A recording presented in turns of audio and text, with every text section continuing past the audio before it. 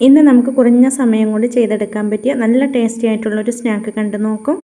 അപ്പോൾ ഇതുണ്ടാക്കിയെടുക്കാൻ വേണ്ടി ചൂടായ പാനിലേക്ക് 1.5 ടേബിൾ സ്പൂൺ വെളിച്ചെണ്ണ ഒഴിച്ചു കൊടുക്കുന്നുണ്ട്. ഇനി ഈ വെളിച്ചെണ്ണ ഒന്ന് ചൂടായി വന്നു കഴിഞ്ഞാൽ നമുക്കിതിലേക്ക് 3-4 അല്ലി വെളുത്തുള്ളി ചെറുതായിട്ട് കട്ട് ചെയ്തെടുത്തത്, ചെറിയൊരു കഷ്ണം ഇഞ്ചി കട്ട് ചെയ്തെടുത്തത്, 2 മീഡിയം സൈസിലുള്ള പച്ചമുളക് കട്ട് ചെയ്തെടുത്തത്.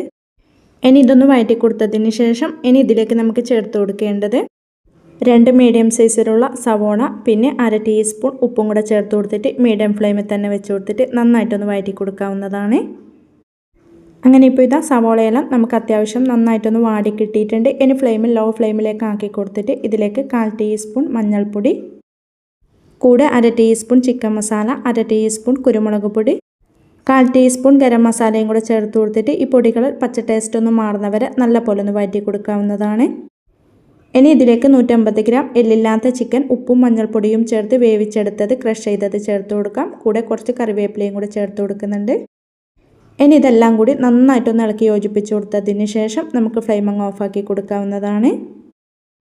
ഇനി നമുക്ക് മിക്സിയുടെ ജാറിലേക്ക് 4 മുട്ട പൊട്ടിച്ചൊഴിച്ച് കൊടുക്കാം.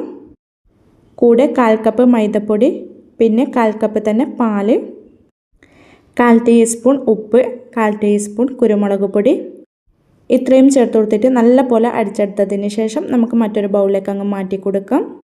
ഇനി ഇതിലേക്ക് നമുക്ക് 1.5 ടേബിൾ സ്പൂൺ വെജിറ്റബിൾ ഓയിൽ ഏതെങ്കിലും ചേർത്ത് കൊടുക്കാം. വെളിച്ചെണ്ണ ചേർത്ത് കൊടുക്കരുത്. ഇനി ഇത് നല്ലപോലെ ഒന്ന് മിക്സ് ചെയ്ത് കൊടുക്കാവുന്നതാണ്. ഇനി ഇതിലേക്ക് കുറച്ച് മല്ലിയില കട്ട് ചെയ്തതും കൂടെ ചേർത്ത് കൊടുത്തിട്ട് ഇതുപോലെ നന്നായിട്ടൊന്ന് മിക്സ് ചെയ്ത് കൊടുക്കുന്നുണ്ട്. ഇനി ഇതിലേക്ക് നമ്മൾ നേരത്തെ റെഡിയാക്കി മാറ്റി വെച്ച മസാല മുഴുവനായിട്ടും ചേർത്ത് കൊടുക്കാം. ഇനി ഇത് വീണ്ടും നന്നായിട്ടൊന്ന് മിക്സ് ചെയ്ത് കൊടുക്കണം. ഇതുപോലെ മിക്സ് ചെയ്ത് കൊടുത്തതിന് ശേഷം ചൂടായ സോസ് പാനിലേക്ക് അല്പം നെയ്യ് ഇതുപോലെ ഒന്ന് ബ്രഷ് ചെയ്ത് കൊടുക്കുന്നുണ്ട്. ഇനി നമ്മൾ റെഡിയാക്കി മാറ്റി വെച്ച ആ കൂട്ട് മുഴുവനായിട്ടും ഇതിലേക്ക് അങ്ങ് ഒഴിച്ചു കൊടുക്കാം.